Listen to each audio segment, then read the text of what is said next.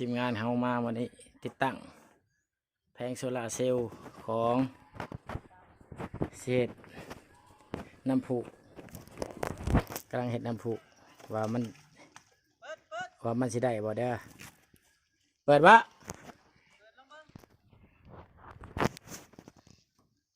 หนึ่งสองโอ้ยสุดแห้งเถอะเด้เนาะชำนาญบ่ความแห้งน่ะค่อยขึ้น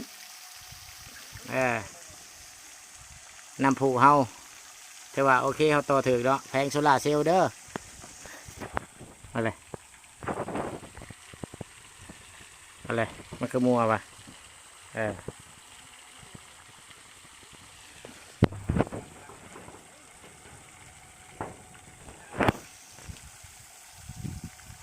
ราคาได้เนาะกำลังติดตั้งสำนันว่าอะไรน้ำพุนะมอดก่อน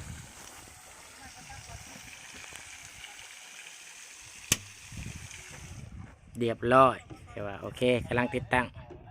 โอ้ยฉันบ่ใช้น้ำมันก็แล้วเลยเด้แผงโซลาร์เซลล์เฮา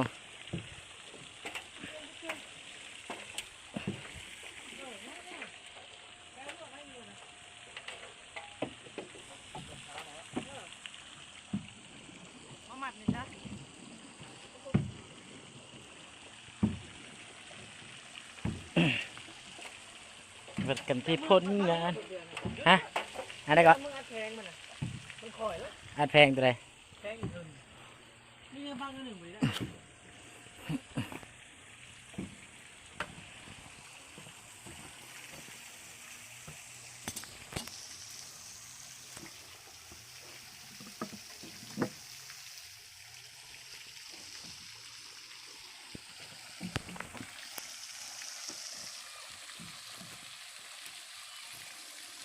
น้ำพุ